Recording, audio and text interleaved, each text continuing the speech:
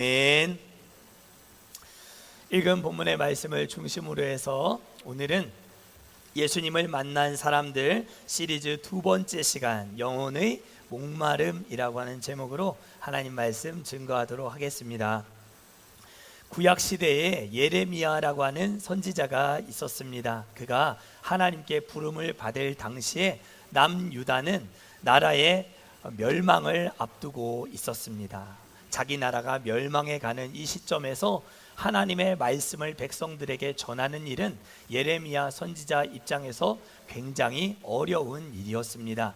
하나님은 예레미야 선지자에게 남유다 백성들의 영적 상황이 어떠한지 예레미야 2장 13절에서 다음과 같이 말씀해 주셨습니다. 내 백성이 두 가지 악을 행하였나니 곧 그들이 생수의 근원이 되는 나를 버린 것과 스스로 웅덩이를 판 것인데 그것은 물을 가두지 못할 터진 웅덩이들이니라. 아멘. 하나님은 유다가 바벨론 제국에 의해서 멸망할 수밖에 없는 두 가지 이유를 예레미야 선지자에게 말씀하셨습니다. 첫 번째는 생수의 근원이 되는 나를 버린 것이다. 두 번째는 물을 가두지 못하는 웅덩이를 파고 살아가고 있으니 터진 웅덩이와 같은 너희의 모습이니 멸망할 수밖에 없다라고 하는 내용을 하나님은 예레미야 선지자에게 말씀해 주셨습니다. 항아리가 존재하는 목적, 그것은 바로 그 속에 뭔가를 가득 채워서 보관할 수 있도록 하는 기능 때문입니다. 그렇기 때문에 그 안에 뭔가를 가득 채울 수 있는 기능을 잃어버린 항아리 여러분들 가지고 계시겠습니까? 빨리 버리시겠습니까? 여러분들 항아리 가지고 계시는데 밑 빠진 독이에요. 여러분들 가지고 계세요? 빨리 버리세요. 그렇죠? 망치로 얼른 깨부셔 버려야 합니다. 아무짝에도 쓸모가 없기 때문인 것이죠. 모르고 그곳에 다시 물을 부었다가는 또 허사가 될 것이기 때문에 빠르면 빠를수록 버리는 것이 유익입니다. 그런데 중요한 사실은 성경은 이처럼 예레미야에게 말씀하신 것처럼 여러분들 각자 인생이, 여러분들의 인생이, 하나하나의 인생이 다 어떤 무엇인가를 이렇게 잘 채워서 보관하는 하나의 웅덩이, 하나의 항아리, 어떤 그릇과도 같은 인생들이다라고 자주 말씀하고 있다는 것입니다. 오늘 요한복음 4장 본문에 등장하고 있는 본문 속 주인공 사마리아의 수가성의 한 여인의 인생도 역시 항아리와 같은 인생을 살았던 사람이었습니다. 그런데 그 항아리 역시 깨어진, 밑이 빠져버린 그런 항아리였다라고 하는 것을 오늘 성경이 말씀하고 있다는 것이 중요합니다. 성경은 그녀의 이름을 밝혀주고 있지 않습니다. 사마리아의 여인이다 라고 하는 것뿐 그 여인에 대한 다른 정보를 알 수가 없습니다. 성경 기자의 의도가 깊이 깔려 있는 것이다 저는 생각합니다. 한마디로 보잘것없고 초라한 그런 인생을 살았던 깨어진 항아리와 같았던 그녀의 인생이었기 때문이다 라고 하는 것을 성경 기자는 의도적으로 설정하고 있는 것이죠. 그러면 무엇이 그녀의 인생을 초라하게 만들었는가? 그녀의 인생 항아리에 나 있는 첫 번째 큰 구멍, 그것은 바로 그녀의 인생 가운데 있었던 그녀의 신분이었습니다. 여인은 앞서 말씀드린 대로 사마리아 여인, 사마리아 사람이었습니다. 오늘 본문 9절을 보시면 예수님의 말씀 중에 4장 9절에 이런 말씀이 기록되어 있는 것을 볼 수 있어요. 유대인이 사마리아인과 상종하지 아니함이로라. 사마리아인들은 유대 사람들로부터 천대받고 멸시받고 사람 대우를 제대로 받지 못하는 그런 종족의 사람이었습니다.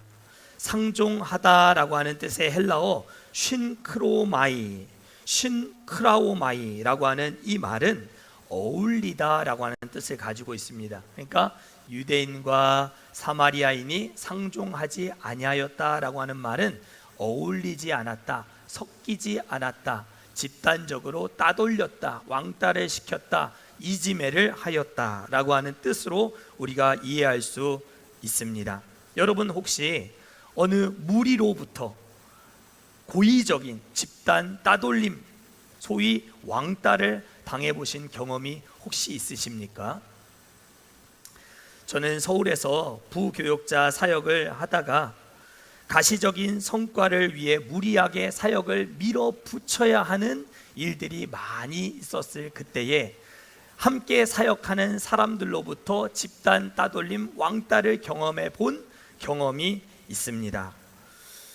부사역자들이 지금은 9 to 6라고 해서 9시 출근해서 6시 보통 퇴근을 하게 되지만, 그렇게 제가 사역을 배울 때만 해도 전도사 시절에 그 정해진 시간 안에 어떤 일들을 처리하기에는 정말 많은 분량의 일들을 감당해야 했기 때문에 일거리를 주고 가시는 목사님들의 이야기를 들으면 그 일들을 다 완수하기 위해서는 항상 토요일 밤 늦은 시간까지 사무실을 지킬 수밖에 없었습니다. 그래서 일거리를 주고 가시면 해내야만 하는 것이 전도사 부사역자의 삶이었어요. 부사역자들의 삶이 얼마나 고단하고 힘든지 이런 우스갯소리도 있습니다. 냉장고에 코끼리를 집어넣는 방법. 냉장고에 코끼리를 집어넣는 방법. 여러분들 그 정답을 아십니까? 뭡니까? 시은이 뭡니까? 문을 닫는다? 아주 씩씩하게 대답을 잘했어요. 그랬어요? 박수 한번 할까요? 맞아요. 냉장고 문을 열고 코끼리를 집어넣고 문을 닫으면 코끼리를 집어넣을 수 있는 것이죠. 그런데 한동안 유행했던 이 우스갯소리의 정답은 전도사에게 시키면 된다. 그것이 정답이었습니다. 안 되는 것이 없는 것이죠. 그래서 저는 목사 안수를 받기까지 주말에 거의 이 사역의 열매를 보기 위해 함께 사역하는 교역자들을 어떻게든 붙들고 밤 늦은 시간까지 함께 이 일을 할 수 있도록 야식도 많이 먹여가면서 이 사역을 감당했었습니다. 그런데 하루는 제가 교역자 사무실을 지나가다가 테이블 위에 열려있는 그들의 노트북 화면을 보고야 말았습니다. 안 봤어야 하는데 거기에 단체 카카오톡 단체방이 열려 있었는데 그곳에는 저에 대한 여러 험담과 여러 가지 비난 섞인 조롱의 글들이 그들의 방에 이렇게 오르락 내리락 하고 있는 모습을 보게 되었습니다. 한편이라고 생각했던 교역자들이었고 다 같은 마음으로 하나님을 함께 섬기고 최선을 다하고 있다 이렇게 생각하고 있었는데 마음은 그것이 아니었구나 라고 하는 것을 깨닫게 되는 순간 억장이 무너져 내리면서 사역이고 뭐고 다 내려놓고 싶다 라고 하는 마음을 갖게 하였습니다. 한동안 교역자들에게 마음의 문을 열 수가 없었습니다. 사마리아 사람들이 유대인들과 상종하지 아니하였다라고 하는 이 표현이 꼭 이와 같은 일이었겠다라고 생각합니다. 사마리아인 입장에서는 절대 유대인들에게 마음의 문을 열 수 없는 것이죠. 예수님은 공생의 기간 동안 갈릴리와 유대 지역을 많이 오르락 내리락 하셨습니다. 팔레스타인이 이렇게 길쭉하게 생겨 있으면 위쪽 지방이 갈릴리 지방이고 남쪽 지방이 유대 지방입니다. 그리고 갈릴리와 유대 사이에 사마리아 지방이라고 하는 곳이 지금도 있습니다. 그래서 지금도 유대 예루살렘에서 저 갈릴리 호수 근처에 티베리아스라고 하는 호수로 버스를 타고 가게 되면 직선 거리로 버스가 노선이 형성되어 있지 않습니다. 요 가운데 사마리아 지방을 에둘러서 이렇게 둘러서 가게끔 되어 있어요. 3시간 반, 길게 걸리면 4시간까지 걸리게 되는 예루살렘에서 티베리아스까지의 이 거리는 직선으로 만약에 가게 되면 2시간이면 갈 수 있는 짧은 거리이지만 지금도 유대인들은 이 사마리아 사람들, 가자 지구 또 팔레스타인 지구에 살고 있는 사람들과 지금도 전쟁을 벌이고 있지 않습니까? 상종하지 않아요. 이렇게 애둘러서 3시간 반, 4시간 되는 거리를 오고 가곤 하고 있습니다. 그런데도 불구하고 오늘 예수님은 유대인 신분으로서 사마리아 땅을 지나가셔야 할 이유가 전혀 없으셨던 이 예수님께서 오늘 본문 3절, 4절에서 사마리아를 통과해 지나가시는 모습을 볼 수 있습니다. 우리 3절, 4절 함께 읽어볼까요? 시작. 유대를 떠나사 다시 갈릴리로 가실새 사마리아를 통과하여야 하겠는지라. 아멘. 사마리아를 지나가셔야 할 이유가 전혀 없으신 유대인 신분의 예수님이 사마리아 그 한복판 수가성은 딱 사마리아 지방의 중심에 있는 그런 작은 도시였거든요. 그 중간을 뚫고 들어가시는 이 예수님의 모습을 우리가 볼 수가 있는 것이죠. 그리고 정오의 때에 낮 12시에 이 수가성에 도착한 예수님은 피곤한 육신으로 한 사람을 기다리고 계셨습니다. 본문 4장 6절 말씀을 제가 읽겠습니다. 거기 또 야곱의 우물이 있더라. 예수께서 길 가시다가 피곤하여 우물 곁에 그대로 앉으시니 때가 6시쯤 되었더라. 여기서 말하는 6시는 우리 말하는 아침 6시가 아니라 정오, 태양이 정중앙 머리 위에 떠 있는 12시를 가리킵니다. 이때에 사마리아 여인을 예수님이 만나게 되신 것입니다. 운명적인 만남인 것이죠. 지금도 그렇지만 팔레스타인에서 낮 12시에 외부 활동을 하는 것은 많이 제한되어 있습니다. 제가 2008년도에 갈릴리 이 베드로 물고기를 요리하여 제공하는 레스토랑이 있는 이 에인게브라고 하는 지역에서 봉사활동차 발런티어 활동을 제가 한 4, 5개월 한 적이 있었는데요. 그때 저는 봉사활동을 하면서 그 키부츠 공동체 생활을 하는 곳에 다른 여러 일들을 할 수 있지만 정원을 관리하는 정원사 일을 감당했었습니다. 아침 6시에 일어나서 오후 1시까지 7시간을 일하고 나머지 시간은 제 여가 시간으로 성지를 투어하거나 답사하거나 하는 일들을 마음껏 할 수 있었던 참 좋은 시간을 보내었는데요. 낮 12시, 1시 그때가 되면 모든 일을 외부 활동을 스탑을 합니다. 왜 그런가 하면 그 팔레스타인의 정오의 때는 아무도 활동을 하려 하지 않기 때문인 것이죠. 그런 그때에 사람들이 바깥 활동을 자제하는 그 시간에 우물가에 한 여인, 사마리아 여인이 나타나게 된 것입니다. 이유가 무엇이었을까요?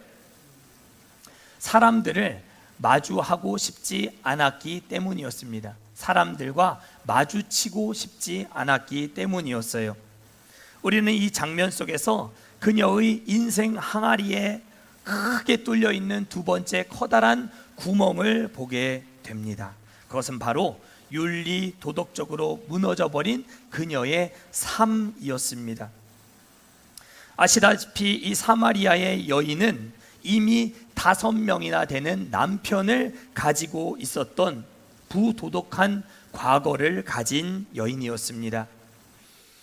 당시 시대상을 보면 남편이 아내를 5명 거느리는 것은 가능할 수 있었지만 한 여인이 남편을 5명을 데리고 있는 것은 거의 불가능한 시대였습니다. 그런데도 불구하고 이 여인은 어찌된 일인지 남편이 어떠한 상황 가운데 5번째, 6번째 이 남편을 함께 생활할 수 있는 그런 상황이 되었는지 성경은 정확하게 그 이유를 밝혀주고 있지 않지만 그 여인은 새로운 남자와 6번째 살림을 차리고 있었다라고 하는 것을 예수님과의 대화 속에서 우리가 밝히 알 수 있습니다. 그런 상황이었기 때문에 동네에 있는 많은 사람들, 수가성에 살고 있었던 많은 사람들은 이 사마리아 여인에 대해서 이런저런 험담과 비난의 말들로 부도덕하고 윤리적으로 무너져 있는 이 여인의 삶을 손가락질하며 비난하는 경우들이 많이 있었겠다라고 하는 것을 알게 되는 것이죠. 있는 대로 없는 대로 상처를 다 받고 살아온 상처투성이, 구멍난 항아리와 같았던 이 여인의 인생, 그것이 바로 오늘 본문 속 주인공 사마리아 여인의 삶이었던 것이죠.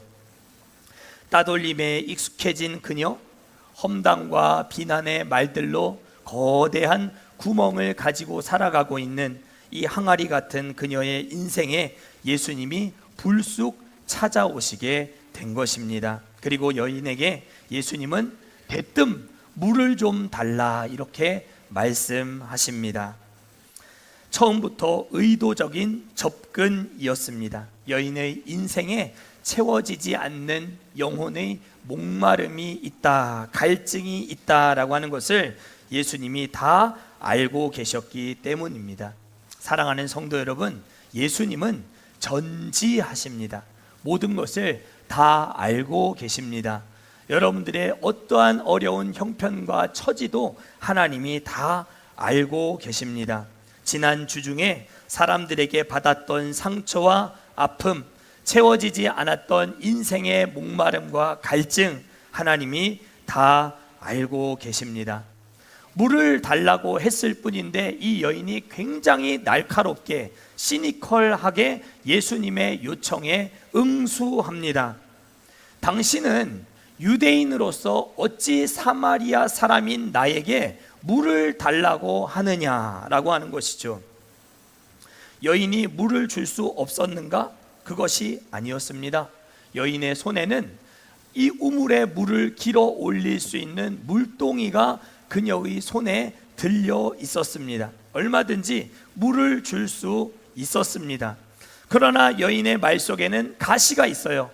사람들로부터 받은 여러 상처, 유대인들로부터 따돌림 당하고 왕따를 당했던 지난 자신의 신분으로 인한 거대한 인생의 구멍, 이런 것들은 이 사마리아 여인에게 큰 상처가 되었던 것이죠. 물 좀 달라고 하는 것이 뭐 그렇게 큰 요청입니까? 여러분들도 얼마든지 할 수 있는 일 아니겠습니까? 그런데 상처가 많다 보니까 부드럽게 말이 나가지 않는 것입니다. 유대인들을 향한 빈정이 상할 대로 상해버린 감정이 그대로 묻어나고 있는 모습을 볼 수 있는 것이죠. 그러니 물동이를 들고도 물 좀 달라고 하는 그의 요청에 이렇듯 시니컬하게 대응하고 있는 모습을 볼 수 있습니다. 우리 본문 28절 말씀 함께 보실까요? 28절, 예수님과의 대화가 끝나고 여자가 했던 행동입니다. 28절 함께 읽겠습니다. 시작.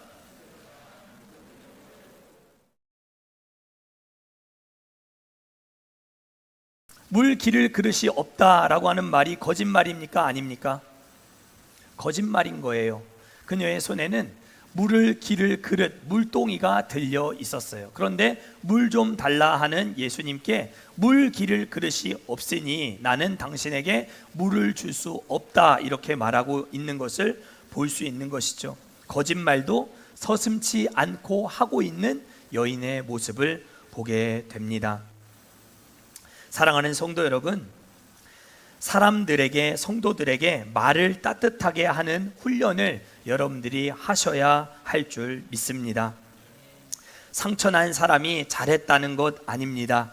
윤리 도덕적으로 무너진 구멍난 인생 자체가 잘했다 칭찬하고 그의 죄를 두둔하는 것은 아닙니다. 그러나 세상은 앞뒤 다 자르고 질책하고 책망하고 왕따시키고 집단적으로 괴롭히는 일들 얼마든지 할 수 있을지라도 교회만큼은 세상과 달라야 합니다.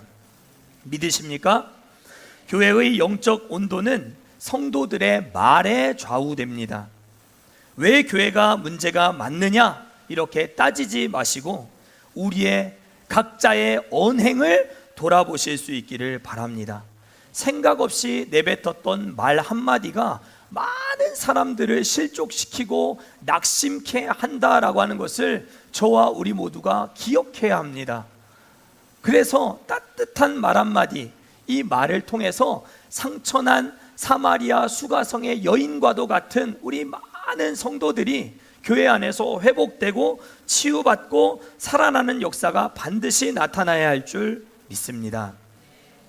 제가 통영에 와서 놀란 것들이 많이 있습니다. 해산물도 너무 맛있고요, 또 사람들도 너무 시원시원하고 직설적이고 너무 좋아요. 거침이 없어요. 너무 좋아요. 그런데 정말 놀란 것 중에 하나, 많은 경우에 이 교회의 영적 질서가 많이 무너져 있다라고 하는 것을 보게 되었습니다. 이 교회가 여기 왜 세워졌는가 보면 다 어떤 교회로부터 분리되고 갈라지고 싸우고 어쩔 수 없이 불가피하게 생겨나게 된 교회들이 생각보다 너무 많더라는 거예요. 그래서 예수님을 전혀 모르고 신앙생활을 한 번도 경험해 보지 못한 성도들이 교회를 찾기보다는, 우리 교회도 그렇지만 여기저기서 신앙생활을 해보시다가 교회를 옮겨 여기까지 오신 경우가 많이 있더라는 거예요. 물론 이런 현상은 우리 통영 지역에만 국한된 일은 아닐 거예요. 그렇죠? 그러나 통영이라는 이 지역이 좁아서 그런지 몰라도 체감상 이런 일들이 훨씬 더 많다, 그렇게 느껴집니다. 이유가 무엇일까요? 왜 그렇게 성도들은 한 교회에 정착을 하지 못하고 이 교회에 저 교회에 기웃하면서 등록을 할까 말까 교회 쇼핑을 하면서 이곳 저곳 돌아다니다가 결국 마음을 두지 못하고 교회를 결정하게 되는 이런 일들이 왜 벌어지고 있는 것일까요? 진단을 해봐야 돼요. 답은 딱 하나입니다. 여기에요, 여기. 여기에서 시작되는 거예요.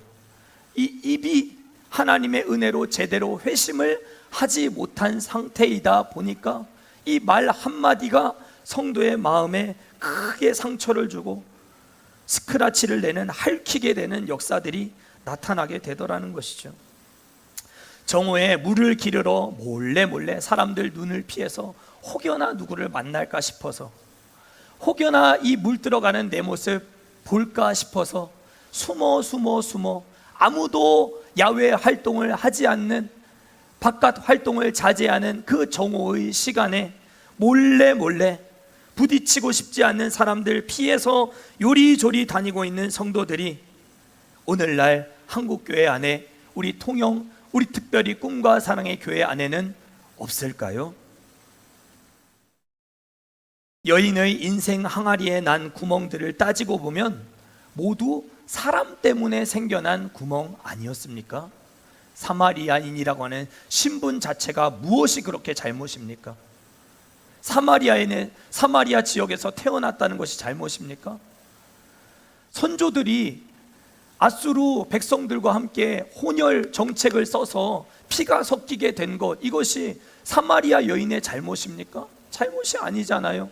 그런데 그 사마리아인이라고 하는 신분 자체, 민족의 그 민족성, 그것을 두고 이렇게 조리돌림을 하고 있는 많은 유대인들의 모습, 우리 교회 안엔 없느냐, 이 말입니다. 사랑하는 성도 여러분, 당부하고 또 당부를 드립니다. 여러분들 짧은 말 한마디라도 따뜻하고 부드럽게 하시고 항상 상대방의 입장에 서서 말을 하실 수 있는 그런 성도님들이 되실 수 있기를 진심으로 축복합니다. 여러분들 그것이 회심하면 우리 교회는 됩니다. 저는 진짜 된다고 믿어요.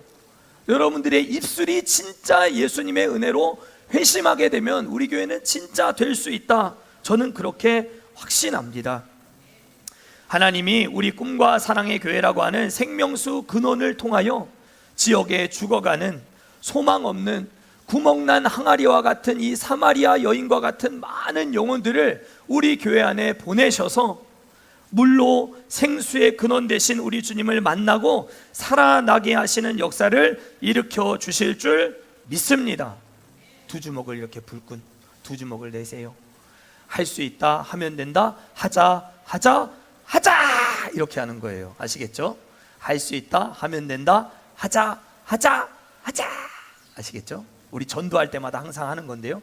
두 주먹을 이렇게 한번 내보십시오. 이렇게 소심하게 해도 괜찮습니다.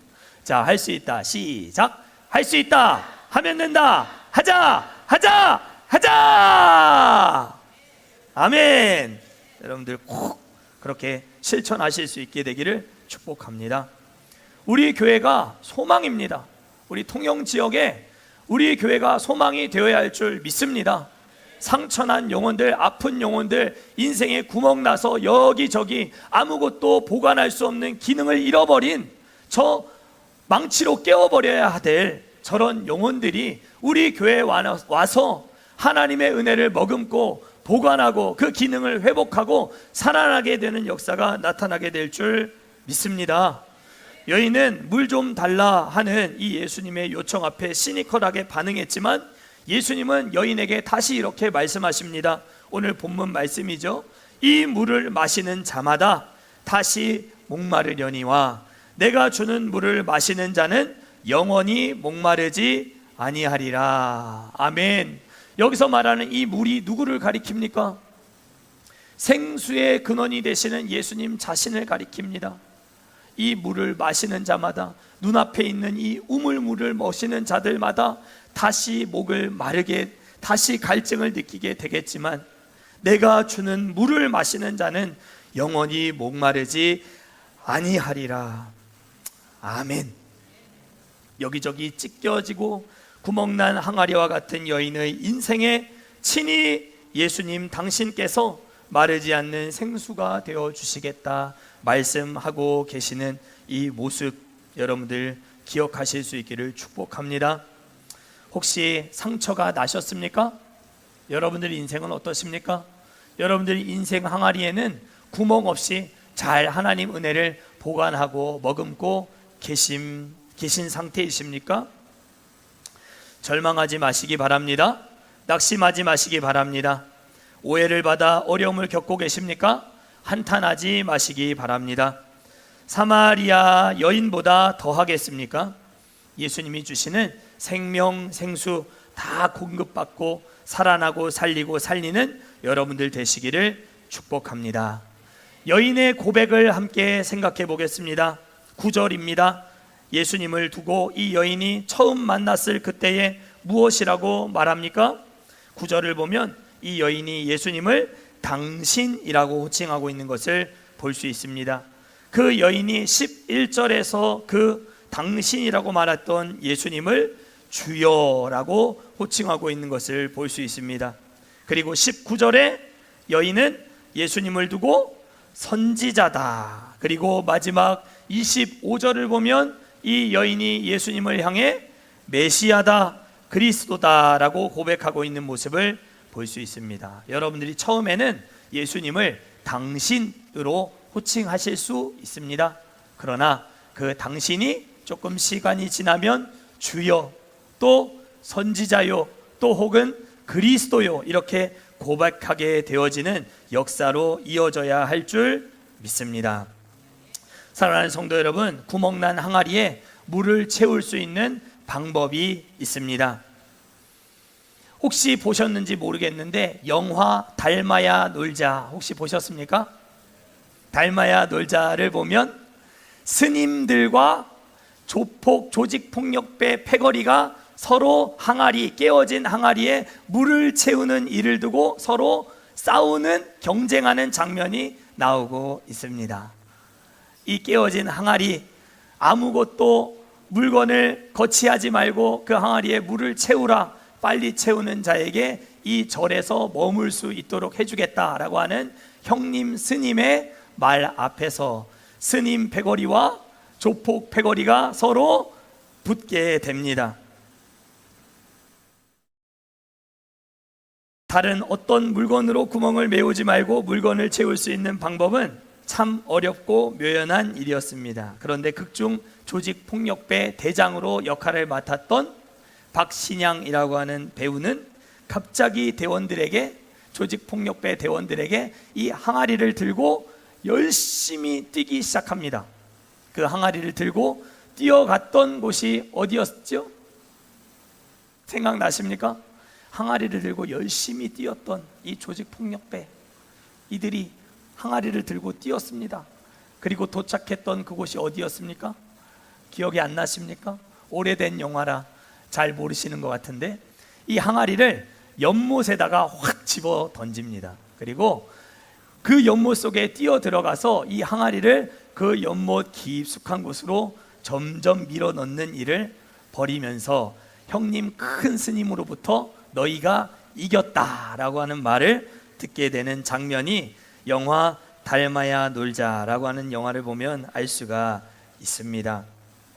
연못에 떨어진 항아리는 깨어진 항아리였지만 그 연못속으로 깊이 들어가는 과정 가운데 그 항아리 안에 물이 채워지고 물이 가득 메워지는 기적과 같은 일들이 벌어지게 되었습니다.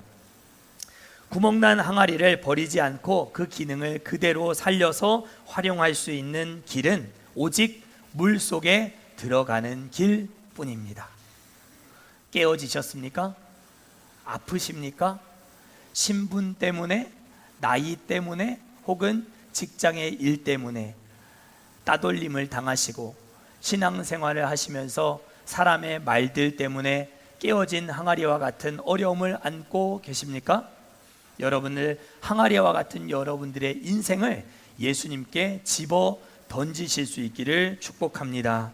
바다와 같이 넓은 예수님의 그 생명생수와 같은 물속에 깨어진 여러분들의 항아리를 집어 던질 그때에 여러분들의 항아리는 버려서 깨어져 없어져야 할 항아리가 아니라 여인이 예수님을 만나고 자신의 전 인생을 예수님께 던졌던 것처럼 여러분들 깨어진 인생도 하나님의 은혜로 다 채워지는 역사가 나타나게 될 줄 믿습니다.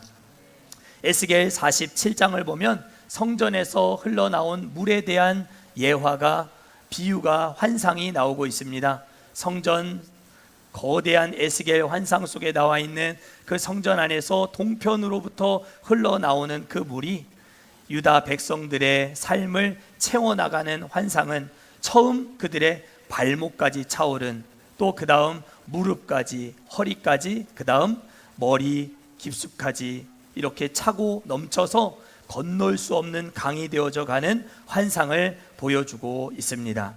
혹시 하나님의 은혜가 여러분들 발목까지 차신 분이 계시다면 올해 안에는 하나님의 그 생명 생수가 여러분들의 무릎까지 차오를 수 있게 되기를 축복합니다.